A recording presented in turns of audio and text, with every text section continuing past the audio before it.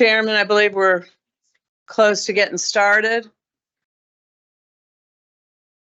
Let everybody get their appropriate seats.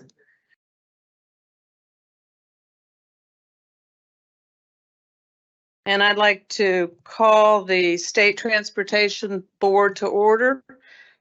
We only have one item on the agenda today, board members, and I'll call on Matt Markham to give the report on the Coastal Empire study, please.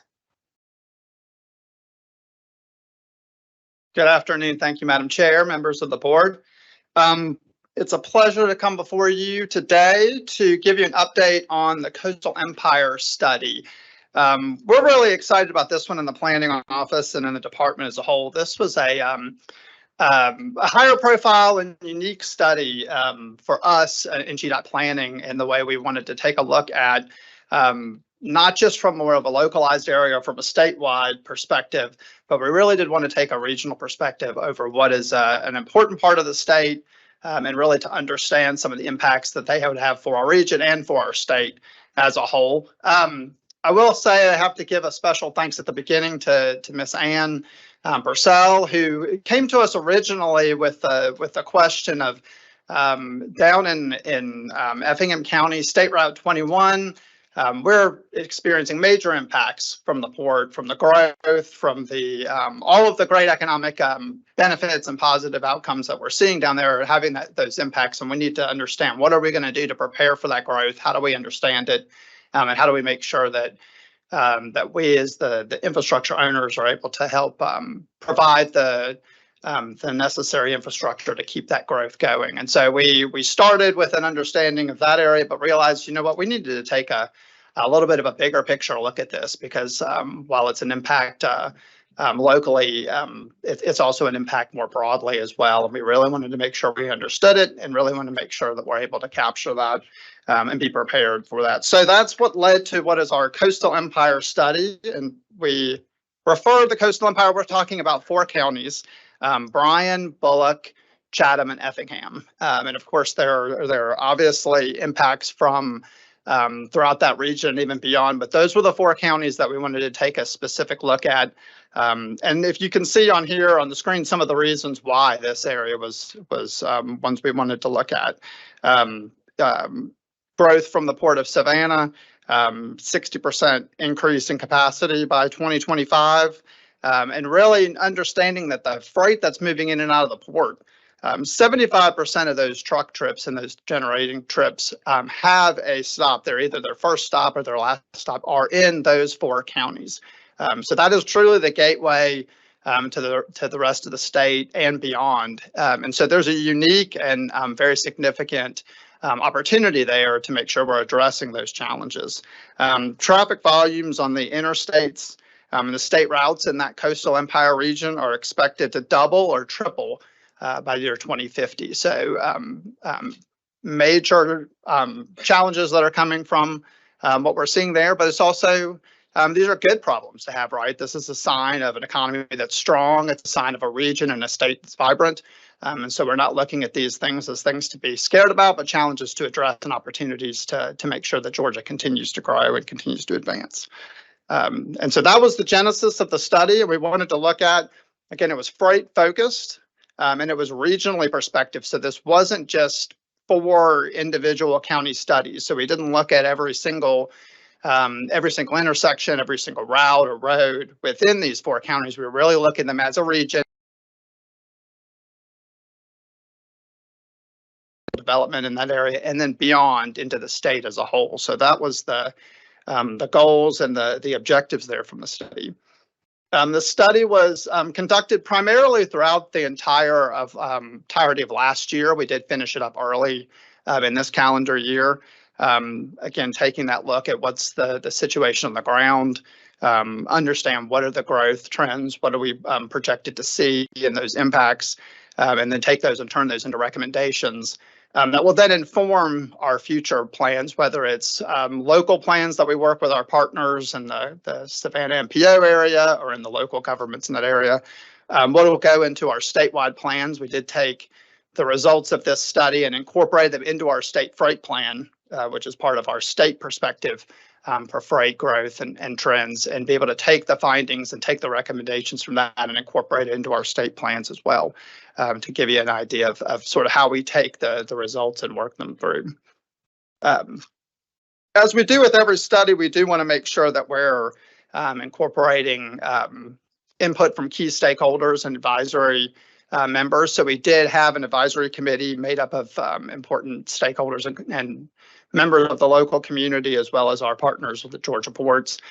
One thing we did want to make sure we did here is we made a significant effort to get input and insight from our economic development partners and the local development authorities in the region, in order to make sure we truly understood on the ground what are the growth trends, what is the industrial development situation looking like, both from current space available, what do they project to go on into the future, and to be able to incorporate those, their perspective into our modeling and into our analysis as well, because they know the trends, they know what's going on the ground with development better than we do, at our level. So we definitely wanted to make sure we had our economic development partners included in that as well.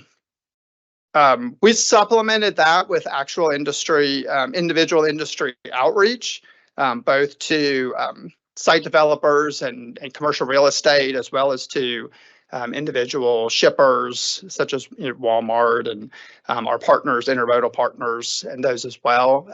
We wanted to take their input and their insight to help us refine our analysis as well, and make sure that we're truly able to capture what the growth projections are, not just the things that come out of the models, but to be able to incorporate their findings in there to real world test those, and to be able to make sure that we're accurately capturing what we are looking to project. So they were very instrumental in helping us to shape our understanding of the region.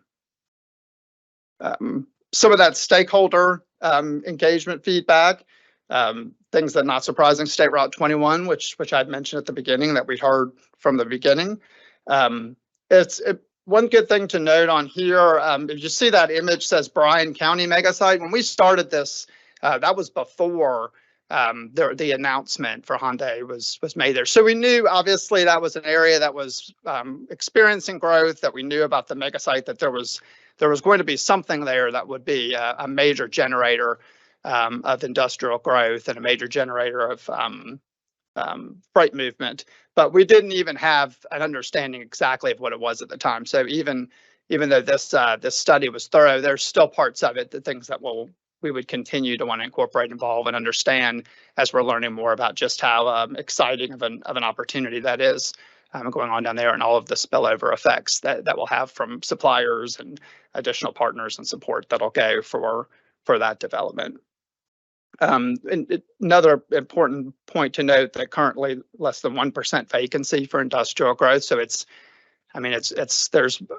room for more down there. There's more that's developing, and there's it's filling up as fast as they can put it out there.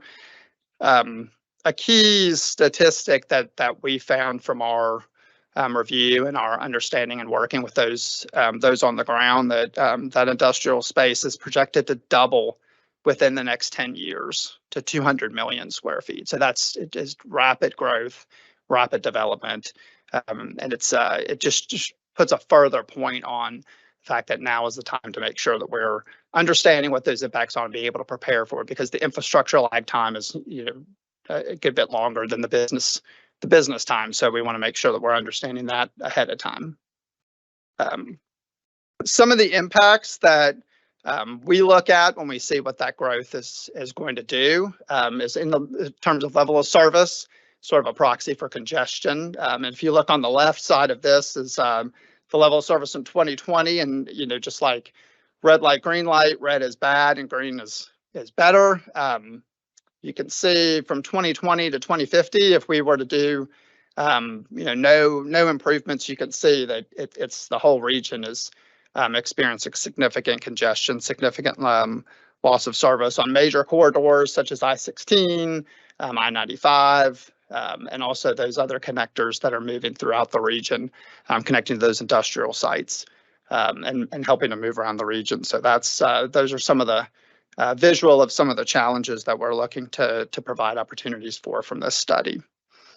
Another way to look at it is about travel time to and from the port. This is a metric that's important to those industrial developers, those customers of the port, shippers and the carriers and the people that need to move goods, is how quickly can they get in and out of the port? What's their proximity to the gate, and their ability to make turns and to get in and out from their facilities. And if you look on the left, you can see, most of that region is within an hour, maybe a little bit longer than an hour now.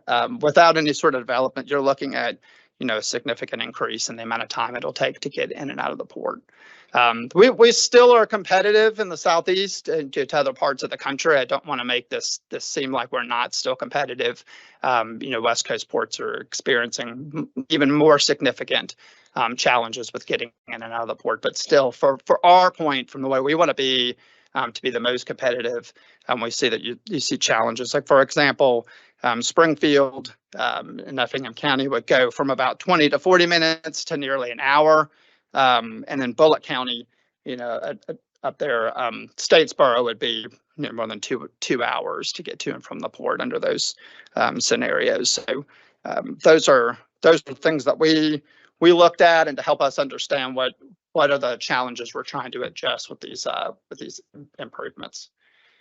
So the recommendations that we came out with, and I know this is on a map, it's a little bit small to read. We do have the full study with more details about those recommendations on our website, and be happy to share those if you'd like to get more input. But broken down into corridor improvements and then intersection and interchange improvements. This recommendation for corridor improvements, it's estimated there's 12 of them on here. I-16 widening to State Route 67, capacity expansion there. You could even go further out, almost into Bullock County to State Route 301. The study recommendations just went to here, but you could carry that out even further if you did. US 80 widening, State Route 21. And some of the key themes about these recommendations are additional connections, so connections to and from. So if you look at number 7, for example, Blue Jay Road extension, so that's providing additional connections beyond just 95, and so that's providing those redundant capacity. US 80 providing additional capacity, parallel to I-16. It provides that additional connectivity and provides that additional resiliency across the whole network as well. And then in intersection and interchange projects, again, the improvements to the Bryan County mega site were identified on here. Those are a project that's now currently underway. Again, these were identified before we actually had that mega site, the Hyundai announcement, and so that project's underway. But additional intersection and improvements in that area, as well as key intersection and interchange points along places like 95, State Route 21, South Bryan County as well. And again, these are not necessarily every interchange or intersection in those 4 counties that could benefit from improvements, but really ones that are key connectors and key corridors for movement of freight throughout the region to and from the port and beyond to the rest of the state. So again, that's a total of about $1.4 billion worth of recommended improvements. I'll caution those are planning level recommendations. Their preliminary actual costs would be likely significantly higher for all of those, but just gives an idea of some of the scale for making improvements in those like that. And if we're able to impact those recommendations, we're able to get back to that approximate 1 hour drive time to and from the port that we talked about earlier as being a key indicator to make sure we have that access and have that competitive advantage that's critical for the region and critical for growth and all of the economic prosperity that comes with it from our partners down there in that part of the state. And just lastly, I wanted to highlight 2 other quick studies briefly. These 2 corridors, State Route 307 and then US 80, in the next slide, were These studies were underway by our partners in the local area. This State Route 307 study was led by the Corps MPO in Savannah. And it was already underway when we started the Coastal Empire study. So we didn't do any additional analysis on this corridor, although it's a critical state route connecting directly to the port and to 16. And but it's one that we didn't incorporate in the study because it was already being looked at. And so we're just sort of folding it in by reference as one we would want to pay attention to as well. That study completed earlier last year, right around the time we were getting further into the Coastal Empire study as well. And US80 corridor, this one just completed as well. So recommendations from there are things we'll analyze as well, and want to make sure that we understand how we could benefit from improvements on those corridors as well. I just wanted to make sure that was recognized, because those would be things that would seem to be missing from our study if we didn't mention that those were already being looked at. Anyway, so I appreciate it. I'd be happy to take any questions. I appreciate that opportunity to share this with you. And again, we're very proud of it and very much looking forward to incorporating those findings into our future strategies. Thank you, Matt. Ms. Purcell? Thank you, Madam Chairman. Just a couple of questions, Matt. Thank you for what all has been done through the study. We're very appreciative down there in the 4 county districts. That also affects every other county in our state, and particularly as each one adjoins, it's a domino effect. Noting that it was a 2022 study, and the estimate at that time was put at $1.4 billion. Well, we know how things escalate in price and have in the past. So taking that into note and the consideration that we have, the study has been excellent. There's no doubt about that. But a big concern I think that all of us have is, what this escalation be, since we are approaching 2024 and still everything is in a working process that we're in now. So what do you think the cost would be today if we were ready to start on some of these projects? There's a lot of huge projects there that we know. And I would like to also say that Springfield cannot get into Savannah in 1 hour now. It's about 1.5 hours to 2 hours. I had a call just recently and it was 2.5 hours, and we're like 17 miles from downtown Savannah. So that tells you what the traffic has been and why we have such a great interest in our infrastructure down there, and why the study was done. And we're very proud of that. But what do you think money wise? We're talking about 1.5 or $1.4 billion now. And I know this is a plan out to 2050, but what would that price be? And how are we going to be able to cover that? What is the timing on our funding? Where is that funding going to come from? Because all of us in the 14 congressional districts are very concerned with our own districts and what is going on with the economic development. And thank goodness for that in our state. But it does come to a cost to us as individuals and as citizens in regards to how we can move from one place to another place on a timely manner. And as you said, if things don't change down in this particular area that the study is about, we're looking at 2 and 3 hours that normally takes us an hour to get someplace. So what do you think is going to be with the timing and the funding, and how are we going to put our projects in I know that we somewhat in that study did prioritize them, but how are we going to do it as we're now looking and seeing what is happening just in these 4 counties? Can you give me a little bit of insight? I need money, in other words. We all need money, but I just want to know, what are we looking at in our state to help get those funds that are so desperately needed across the state? And right now, and particularly this industry, where we're going to have 8,000 to 14,000 people employed right in those counties there and moving into our area. Any insight that you all can give as to what you're seeing? I think our standing commissioners has a comment he wanted to add in. Well, I was going to try to help you out here. That's a big question. And as you know, where our funds come from, and that's a fixed fund source as it is. So, but to speak to the study, 1.4 billion is a planning level estimate as those get refined. But as you all know, if you're talking about a corridor widening, if you said go today, it's 10 years away. Trying to estimate what that cost in 2035. I mean, who would have 2019? I could have done an estimate, a real good one, right? But it wouldn't have been any good now because of inflation. So planning level estimates are, the thing to take away from it is we're talking billions, it's to implement everything in that study. So incrementally, those things will be picked off as what makes the most bang for the buck, what is going to make the most improvements, and also from a delivery standpoint. So that's a big question. And as always, it's things will work in the program regardless of funding. Some things will get worked in as always, but I can't speak to funding sources that don't exist.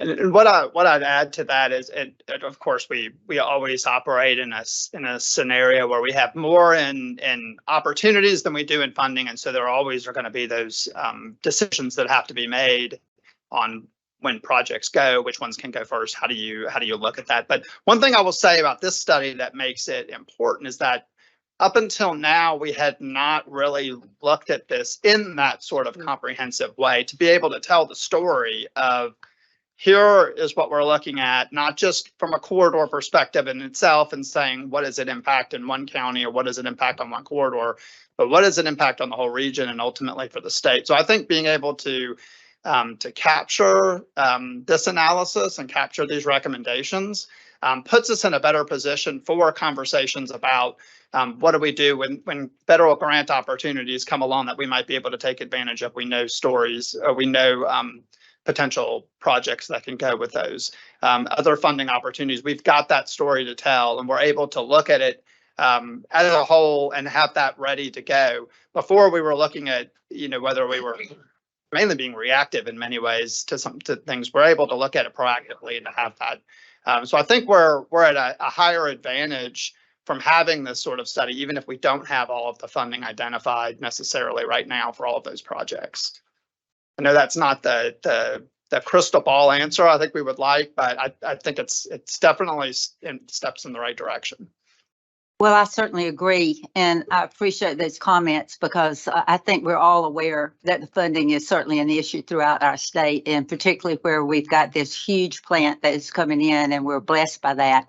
So I again will let's say the report, the study is fantastic, and it goes out to 2050. So as we continue to look at the cost and the rise of it, we just need to make a lot of folks aware of the fact of the funding issue, not only in the 1st Congressional District and there within the 4 counties that we're talking about, and one not in the 1st, but the 12th. And but this is statewide. So I think we all need to be very aware that we can put down what has to be and what needs to be, but the funding is the process. And I appreciate all the work that's put into this. So thank you. Thank you, Mr. Lewis. Thanks. I have 2 questions. With the first question, in this study, you may have alluded to it, but it seems like I recall in conversations over the last several years about the possibility of a dedicated freight lane down that corridor around I-16. I'm curious where that might fit in to all this, if it does at all. Wasn't in I-16. So 75. It would. Well, I've heard 75 and 16 and 95. So that's come up over the years, all 3. I just wondered if you nailed it down to. So this study did not get into that level of detail.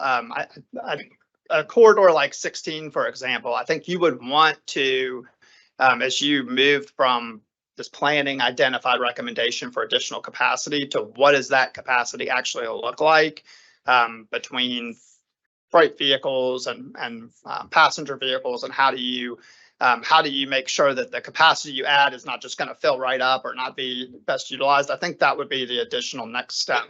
As you understand, how do you turn a a recommendation for capacity improvements along a major corridor like 16 into an actual segment and out and project that's going to be successful. So this study did not get into that Okay. level of detail on it. The next question, and I'm looking ahead at our next item in the agenda, which is the on the P3 committee, still in Savannah, and hopefully to complement some of what Ann was concerned about. Anywhere in this, as it relates to funding and timing, was the P3 approach ever considered as a potential solution to positively help on funding sources as well as timing? So the P3, that's more about the delivery and how you actually would execute the projects. So that was not identified in here. It was more of these are the infrastructure improvements that you would want to put in place to address the challenges we identified. Planning level, high level costs that would be associated with them. But then you would, again, that would be as you move towards understanding what does the delivery look like, you would understand then what is the funding sources, funding models. So if that were to be a possibility, then that's yet to come. That conversation is yet to come as it relates to this study Yes, then. Okay, thanks. Okay, Mr. Bum. Just a quick question, and when you put your numbers together, is that on today's prices or do you stretch it out on potentially 10 years from now? How did you arrive at those numbers? 2022. So it was. Excuse me? Mhm. 2022. 2022. So that's based on 2022, last year's numbers. So that's not, in one sense, the reality of what it's going to fund then. So we really don't have the reality of what the real cost would be in the future then, do we? I mean, even if you say it's on 2022, unfortunately, those numbers are going to escalate Right. over time. So we do all this planning is, I guess, based on the future numbers I mean, that's the real numbers. If you can, come up with a formula that would justify those numbers. And so just a question, and so you've answered it. Any other questions, board members? I have one question. We've done this impressive study, and I'm sure it took some time. Who do we share this study with now? I mean, certainly we didn't develop it to Absolutely not. I teach mean, ourselves. it's been shared. In fact, the commissioner and I and Janine were in Savannah back in September, I believe, and shared it with the local communities there. We've shared it with members of our legislature, Okay. including Speaker Barnes, who was part of the initial conversation about State Route 21. So this has been a study that we've shared broadly to help, again, to that point we were saying about making sure we have the story to tell. And this is definitely not one. We don't like to put any studies on a shelf. That's not what we do them for, but this is definitely one that we want to make sure people are aware of. And as we get closer to needing to talk about this, is there a printed version of this study in some form or? So we have the study and all the information is on our website. I'd be happy to get you a printed version of it, but you could print The it. link would be great. I'd like to dig down a little bit. Sure, into be it. happy to do that. Thank you, Mr. Mark. These things. Mr. Chairman, that concludes this committee report.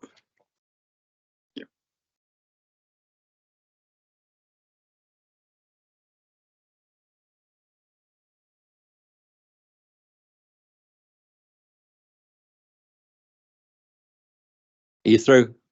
Okay, the P3 committee now will come to order, and Andrew Haynick will come and give us an update on the Savannah Bridge and see what's going to happen down there, hopefully. Yeah, my name is Andrew Haynick. I'm the construction program manager. Thanks for the introduction. And I'm here today to give an update on the US 17 State Route 404 Spur Bridge Major Maintenance Project. And it is part of the P3 division, but it's not necessarily a P3 project. I was interested in hearing Matt's presentation because it obviously could affect all of those projects, but it's a really high profile and interesting project that we have coming. So I did a presentation back in January to members of the committee about this project. And at that committee meeting or at that board meeting, we did get approval to use CMGC delivery for this project. So today I'm going to give you a little bit of a refresher course on what CMGC is, since it is a new methodology for the department. and then maybe most importantly, give an update on where we stand today on the project. Again, CMGC, what is it? The acronym stands for Construction Manager General Contractor. And really, it's just a new alternative delivery mechanism that the department will be using for the first time on this project. Other DOTs have been using CMGC for a few years. But it's a way to bring in the construction manager, the contractor, in earlier into the process. So you bring them into really the design, the pre-construction phase of the project, and you have them work with the designer or collaborate with the designer of record during pre-construction, during concept, and then all throughout design, they're providing input on the design, on the constructability. So it's a really collaborative process between the designer and the contractor to work together to come up with the best solution. So on design build, you do have that early contractor input, maybe around 30% plans. You bring in design build team to finish the design. So in that aspect, it's a little bit similar to design build, but you're even bringing in the contractor even further before the design really begins, so that you can have even more input on the project as a whole. So the way it works is you bring the contractor in. Again, they work with the designer. The designer processes the design, and then you're getting to 90 or 100% design.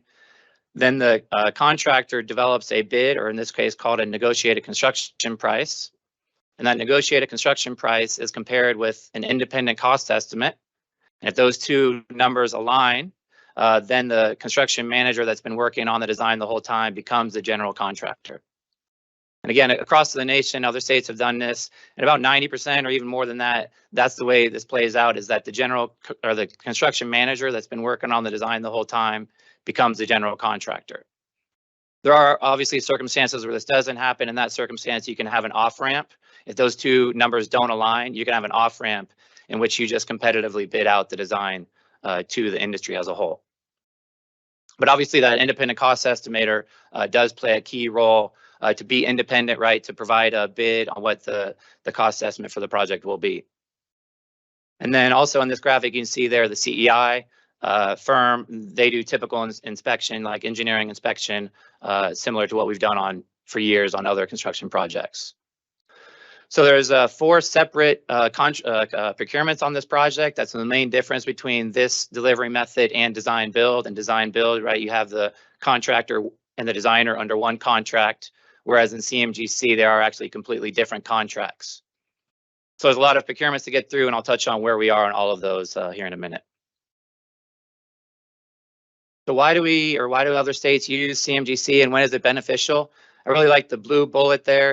It's when you have projects with complex design or complex staging or complex constructability issues or constructability challenges, right? You can bring the contractor in to work with the designer, work through those constructability challenges up front during the design, and then you can even tailor the design to the contractor. So it's a really good method when you have those complex design questions to be able to rely on the contractor, or to be able to have the contractor assist on answering some of those questions. So again, you bring a contractor in, they have staff during the design, and they can advise, assist, and make recommendations on some of the design parameters. Obviously with this methodology, collaboration and communication and a sense of partnership between the designer, the department, and the contractor is key to success of this project. So it's not just having a design and then sending it over to the contractor and getting their input, but it's a collaborative, it's working together every day to come up with the best solutions on the project. So once the pre-construction is done, you have that NCP, the negotiated construction price, which is basically a bid price for the project. And then the contractor just constructs the work according to that bid price. Obviously, they're still responsible for delivering a quality project to the department. You still have the designer working during construction to collaborate and communicate for any revisions that may be necessary. But then they provide the appropriate resources to deliver the project. That's sort of what CMGC is in a nutshell, but what is the project now we're talking about? It is the US 17 State Route 404 Spur Bridge Major Maintenance Project. That's obviously the main bridge in downtown Savannah. So what we're doing is we're replacing the cables on this project. It was built in the early 90s and actually designed in the late 80s. So it's been 30 years since those cables were installed. We do see some degradation over time on those cables, right? Savannah has a saltwater environment, so getting there and replacing those cables extends the life of the bridge for a while. Not only are we replacing the cables, obviously it's a major part of what we do, but because of the way the cables tie in, there is also some more minor work on the bridge that would be necessary. That's the bearings and the joints and kind of how the bridge ties in now on the approaches. So just some work on that will be necessary. Also, maybe some work on the median and the outside barrier would be necessary as well, to where the cables come in on the outside of the bridge. I get asked a lot, like, what are the extents of the project and how far we're working on this bridge. It's not quite touching down to Hutchinson Island. It's really just working on where the cables touch down. It's like a 2,000-foot portion of the bridge. So the blue is not quite accurate where the work will be, but it is the 2,000-foot section of the bridge between the cables. And then the third bullet there is obviously important for the freight logistics study that Matt was talking about, is potentially looking at raising the profile of the bridge to obtain additional vertical clearance within the shipping channel. Obviously, that is a very big priority for the Georgia Ports Authority with all the shipping traffic and the freight traffic we have coming through the Savannah River. Getting any additional clearance that we can get over the Savannah River would be a benefit to all the freight coming in through that river. And then the last bullet, justification for the project. Obviously, this is a much more efficient way to get many more years out of the bridge than a total replacement. We're talking in the range of about $150 to $175 million project to replace the cables. Obviously, a much more efficient cost than replacing the whole bridge. Now, here's the exciting news, is that where we are. So I did this presentation back in January, and happy to say that we're still on schedule from where we were when I presented this project back in January. But what exactly have we've been doing over the last year? We started with a conceptual design in late 2022. We've also been doing some wind study analysis with a bridge that major. Obviously, you want to make sure the wind analysis, the wind loading is correct. So we've been doing that over the course of the last year. And then really developing a feasibility study on the bridge cable replacement project. And then I mentioned the designer of record is a separate procurement from the CMGC firm. Happy to say that we have finished the procurement of the designer of record that was awarded to Parsons Transportation Group back in August of this year. And now we're finalizing the contract with Parsons on what their first task order will be. And then in terms of the CMGC procurement, we hosted an industry forum back in March of 2023.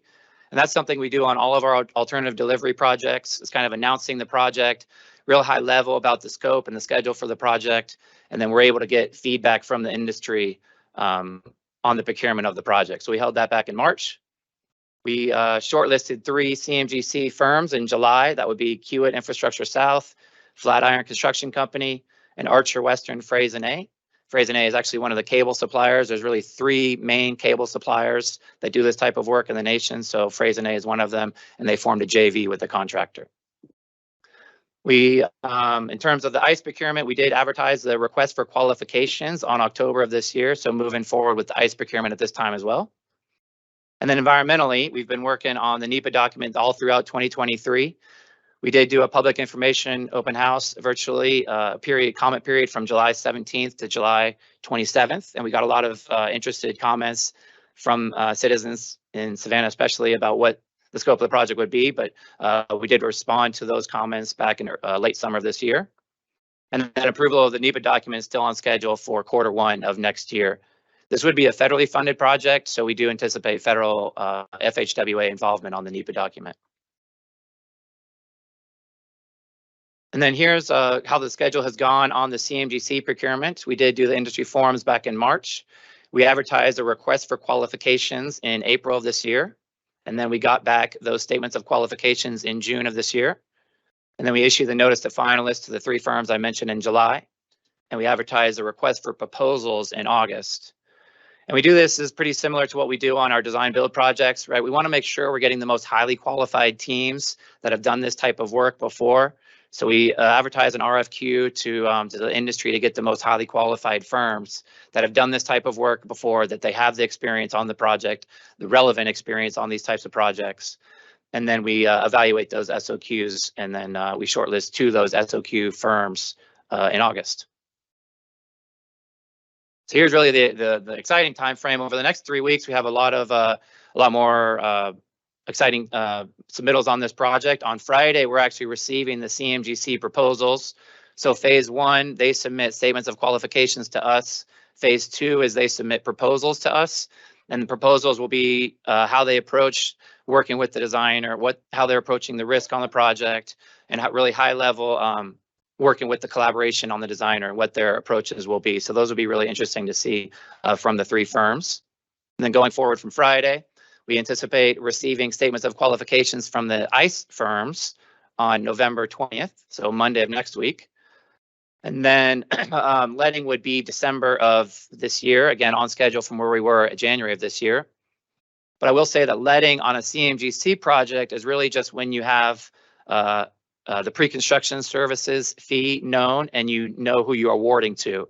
Obviously, typically letting means you're awarding the construction contract and you're going to go to construction, within the next 3 months or so. On the CMGC project, letting just means the pre-construction services portion of the project can start.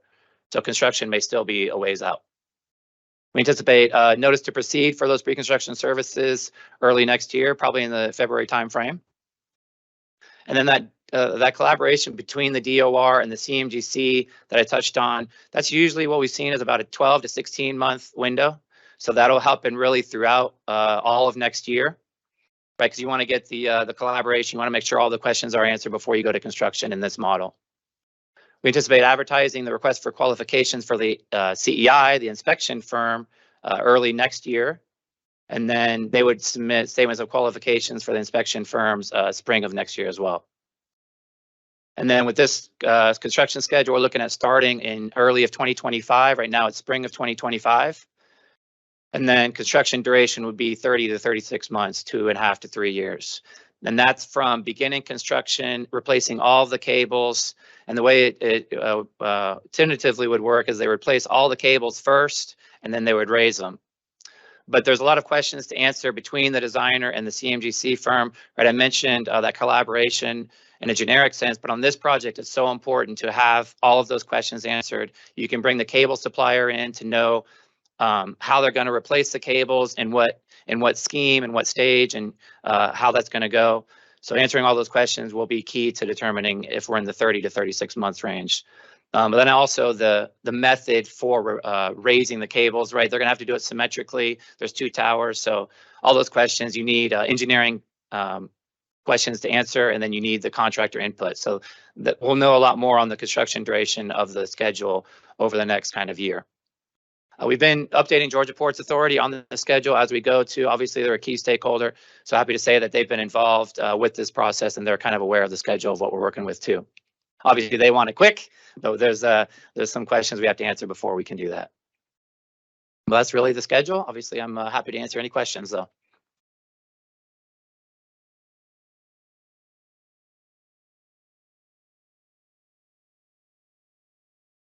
Rudy?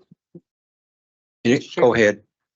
I just want to say thanks for all the extra work and the communication that you've had within our community to let all the stakeholders know what's going on and the meetings that we have had. So greatly appreciated. There's still a lot more questions out there, as you well know, from the previous meetings. But I just want to say thank you to you and the staff for being so generous with your time and trying to explain exactly where we are and what we're hoping to be or proposing to be done. So just wanted to make that a thank you.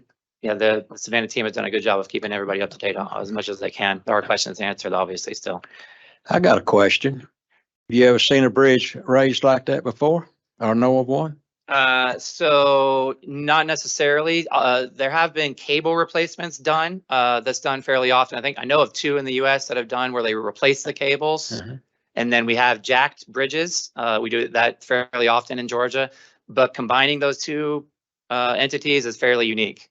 So I'd say no, I have not seen it explicitly done like this. We've been working with through the industry forum, not just are we talking to the contractors, but we're also talking to the cable suppliers, and they're very intrigued with the type of project that we're. I think it'd be very intriguing personally, as well as make them national news or the world news when you do that. Be amazing. Well, there's other ports that I know that are very interested to see how, to see. So we're going to start it. I Yeah. love that. Any other questions? Thank you again, Andrew. Great.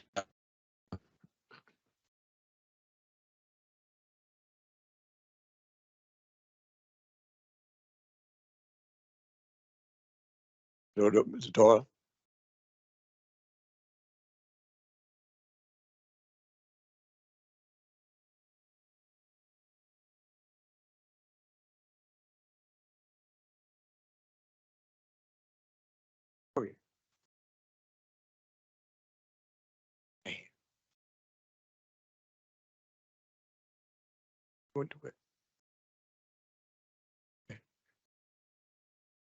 Good afternoon, members of the board, Deputy Commissioner. My name is Andy Doyle. I'm the state maintenance engineer, and I'll be talking to you a little bit about our emergency operations team today. Emily Fish is one of our assistant state maintenance engineers. She's in charge of emergency operations. Normally, we would have her give this presentation, but she's actually in Washington, D.C. today, meeting with her counterparts in other states, talking about emergency operations, and I'm sure they will be talking about winter weather preparedness. So I'm going to talk to you a little bit about the emergency operations team today. I will talk to you a little bit about where we're at with our winter weather preparations and give you a little bit of update on some of the emergency operations we've done so far this year. The emergency operations team lives under a mantra: prepare, respond, recover, and mitigate. And so they are constantly planning for the next emergency. We try to respond quickly and efficiently to that emergency, but we also look back after that emergency to see what lessons we could learn and how can we do this job better the next time around. And we always look to do a little bit better on the next emergency. Some of the emergencies that we've had over the last 3 years have given us ample opportunity to learn lessons. We've had lots of hurricanes and tropical storms, 2 major winter weather storms. We've had Idalia recently. We've had bridge hits for a number of years, and it seems like our overhead bridge structures are getting hit more and more frequently now recently. So we've had lots of experience. On the left side of this slide tells you some of the typical types of emergencies that we get involved in. So as we plan for winter weather, we have a pretty good relationship with the National Weather Service and with GEMA. This is a El Nino year. So this happens about once every 4 years. And what that means is our winter weather will be more wet this year than normal. If you look on the right side, the National Weather Service has told us it may be colder or it may be warmer than previous years, but they don't know which one.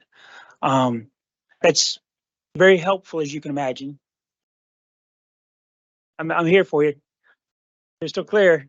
So we'll be paying close attention. A 3-degree temperature swing from our average temperature is a difference between 1 December deployment and 5 December deployments. So we'll be paying lots of attention as the next couple of months go by. We have done a lot of prep as we head into the winter months. Each district has already completed their equipment dry run. So they've gone out and checked their equipment out, make sure that they have what they need to respond. We had a 2-day statewide dry run here in Atlanta, where we brought the district people who are going to be helping us out in Atlanta, the drivers from the other districts in to drive their routes that they may be expected to ride during winter weather.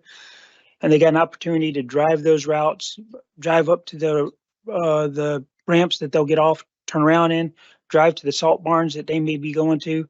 And that gives them an opportunity to familiarize themselves, because a lot of these guys aren't used to driving in Atlanta traffic or used to driving in the interstate system here in Atlanta. So this gives them that opportunity to see what that looks like before we put them behind a plow and it's snowing outside. We've had a number of agency-wide coordination meetings. We've had one-on-one meetings where the deputy commissioner and Emily and each district have met to discuss what their needs are and how they're looking as we head into winter weather. So we feel like we're very prepared should we start to see snow in December.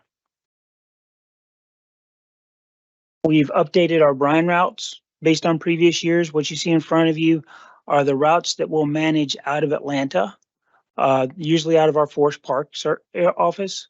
So we'll treat those based in Atlanta. The interstates and state routes that aren't highlighted on this map will be treated by the district offices and handled by the district offices. So this is just what the Forest Park office will be focused on. This is our updated plow and salting map. Again, this is what we will manage out of Atlanta. Anything not highlighted on this map will be managed by the district offices with their staff. One of the things we added into our arsenal a few years back was we met with our herbicide companies and asked them to outfit their equipment with brining capabilities. So currently we have Nature Chem, which is now Optera. They have contracts in 5 of our districts, and they're able to switch over to do brining operations if we should need them in the middle of a winter storm. The deputy commissioners met with them. I've met with them. Emily's met with them, and we stressed to them that if we activate them, we're not looking for a response in just one district, that they may be asked to respond to 2, 3, and 4 districts. And they recognize that. And as you can see at the bottom of the screen, they've beefed up their staff and their equipment so that they can handle it if they have to be deployed to all of the districts at the same time. I want to highlight one technology that we tried out last year and we're very happy with, and we've deployed this year a little bit more extensively. We've contracted with a company called Stockpile Reports, and what they do is they give us some equipment that we mount in our salt barns, and then there's some algorithms that they run that gives us very precise measurements on what material we have in that salt barn. Back when I started with the department, I had to run an emergency operation out of a shed. I'd have a little piece of paper in front of me, and as a driver came in, I'd mark down the number of loads of salt or sand or gravel that we sent out. Now we don't have to worry about those little pieces of paper. We've got very accurate systems that give us really good reporting data, and they're live and can be web-based, so we can keep up with this pretty well. We're a big fan of using technology for more than one thing. So this Stockpile Reports comes with an app that we can install on inspectors' phones. And if we transition from winter weather into hurricane season, we can take a debris pile like this, and an inspector can walk out to that debris pile with his cell phone and just walk around the edge of it, like in this video, and use that app, and it'll get an accurate measurement of what's going on in that debris pile. It'll give us better information on what we need to collect, better information on where we need to move it, but it also provides that report that you see on the right side of your screen. And that comes in very handy as we seek federal reimbursement for our emergency operations. So we can provide this type of data to FEMA or to FHWA and say, here's this stockpile here's this debris pile with all of the measurements that go along with it. Switching to a little bit of an update of what we've done over this past year. We've wrapped up the January tornadoes. The data on the screen in front of you shows you what we ended up doing. We had 524 DOT employees involved in that wrap up.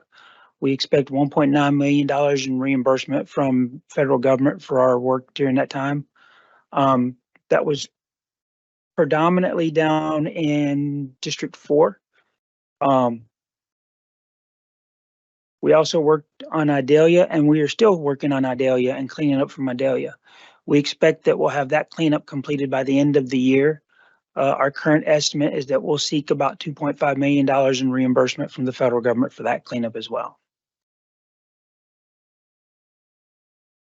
I want to highlight too that this is not just an Atlanta emergency operation response, and we don't get focused on just one emergency at a time.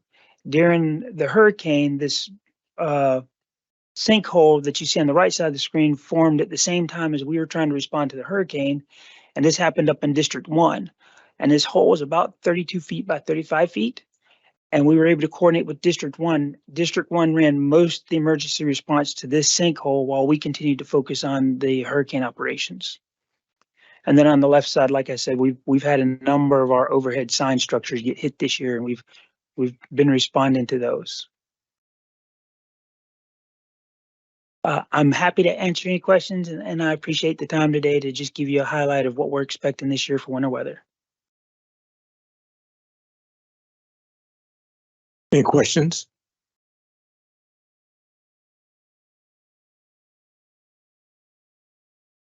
Okay, Thank you. thank you.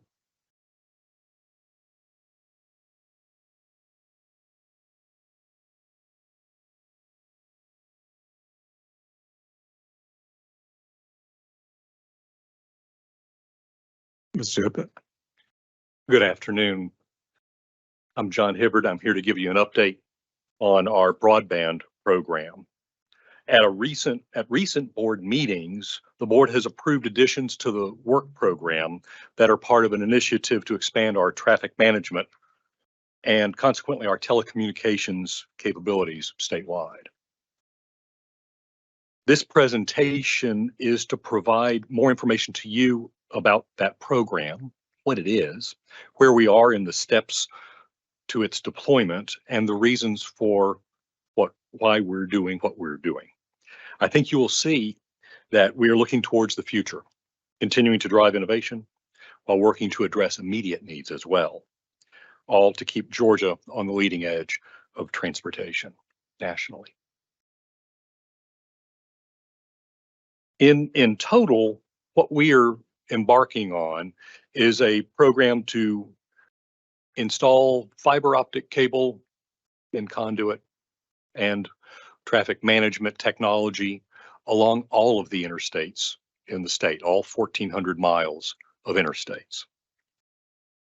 The immediate need is that it provides traffic management eyes the ability for us to see what's going on to a much more reliable and extensive extent. And we're taking advantage of this, preparing for the world of connected and automated vehicles. We're installing connected vehicle technology as we do this. And we're installing excess as we do this, excess fiber, excess conduit. And I'll talk more about that in a bit here.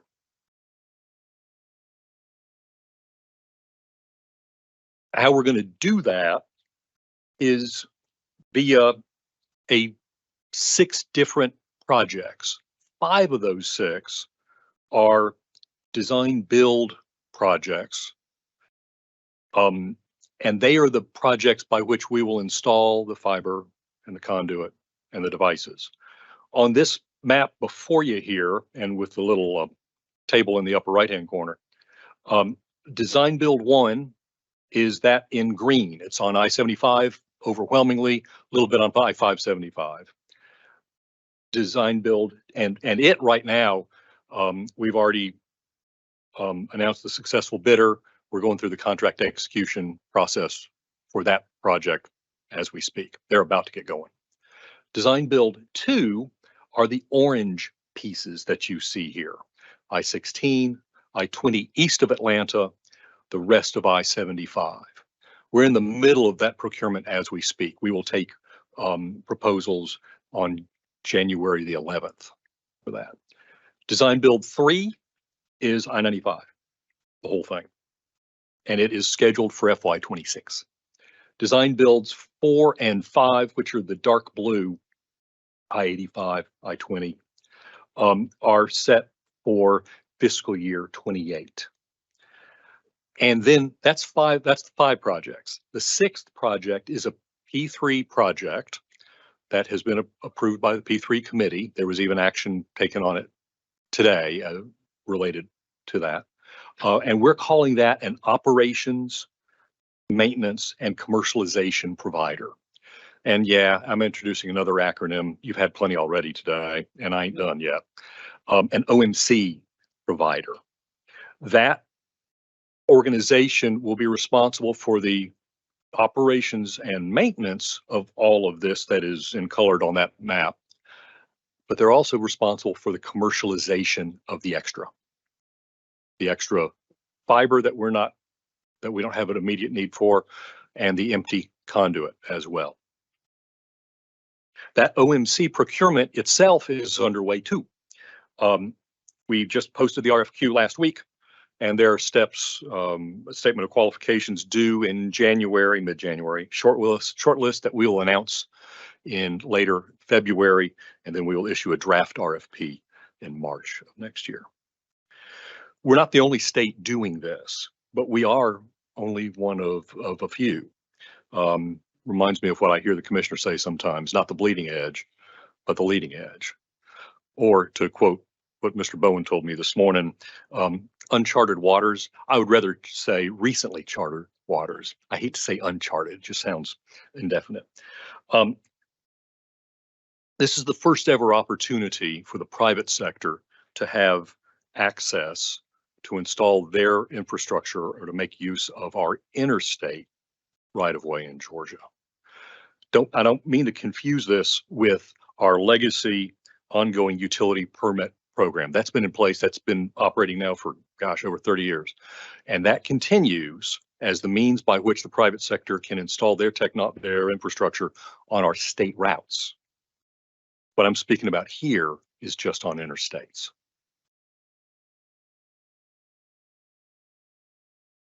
From a transportation perspective, this all started with Hurricane Irma, 2017. Was a major storm. It threatened Florida, and Florida evacuated. And when Florida evacuates, they come to Georgia on I-75 and I-95 notably.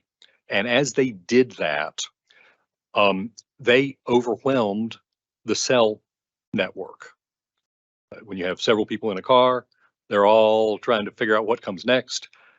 All of the devices that we had down there along 75 and 95 did and still do operate using cell phone technology.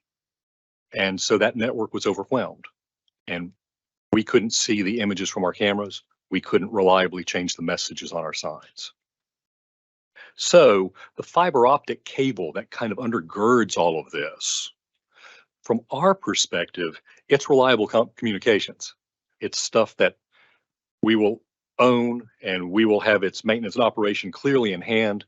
And so when big bad events happen, such as Andy might have just talked about in a sense, we will have a reliable means to see what's going on. And as I mentioned, we're going to fill in with additional devices, additional cameras, additional signs and sensors and such. And we will also extend our connected vehicle program, I mentioned that, so that as we increasingly can communicate with cars and us, the infrastructure, we will be able to do that not just in Metro Atlanta, which is where most of our deployment of that exists today, but will be statewide on the interstates. Preparing for the future. From a rural broadband purpose, this network meets a need as well.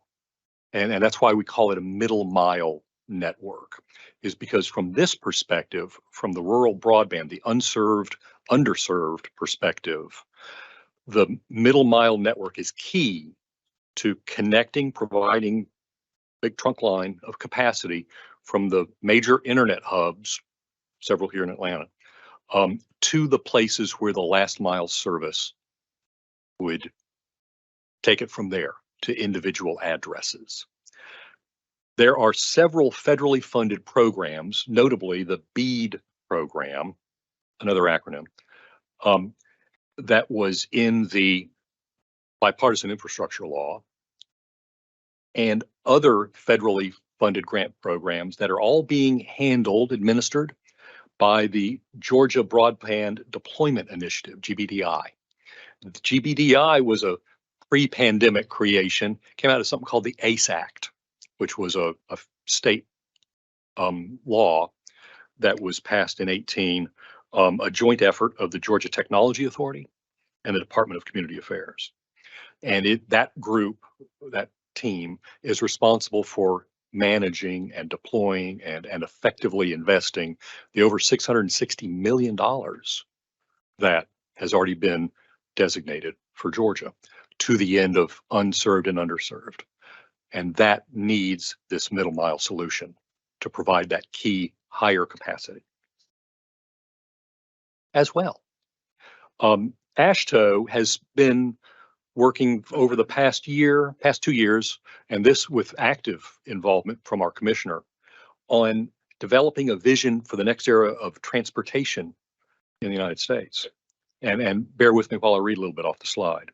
It would be a transportation system focused on connecting communities, moving people and goods, and meeting customer needs at all scales, delivered as a partnership between state DOTs and other organizations. Now, what is interesting, I like in that, is as they talk about other organizations and partnership, well, that's that OMC that I mentioned a couple slides ago.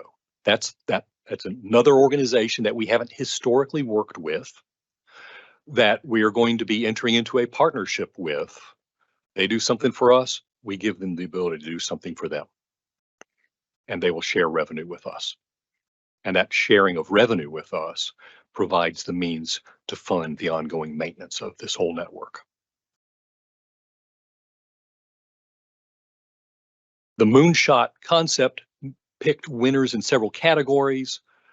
They picked several in what's called the technology and energy focus area. You see the states shown there, including us. The neat thing and the very logical thing is that I'm working with people from these states all the time in AASHTO committees, other committee type organizations. And so it makes sense that these states were all picked to be part of this same category. We all have some similar focus and some similar direction in terms of what we're trying to do for our states. What the Moonshot program does is it will work with the initial deployment states. That includes us, those others on that prior slide, continues to build out spectrum of actions, both individual and collective for state DOTs. Continue to engage with non-traditional partners at OMC for us.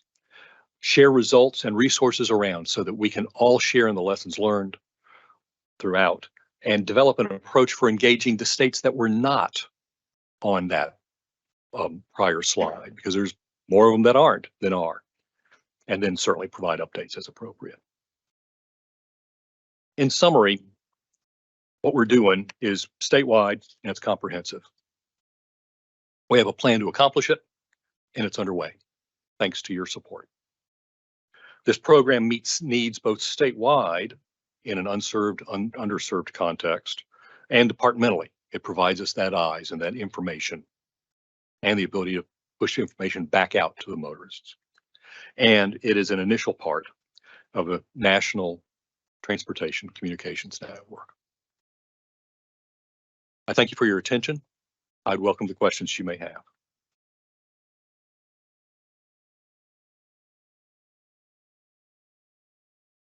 Any questions? Thank you very much. Thank you all very much. Okay.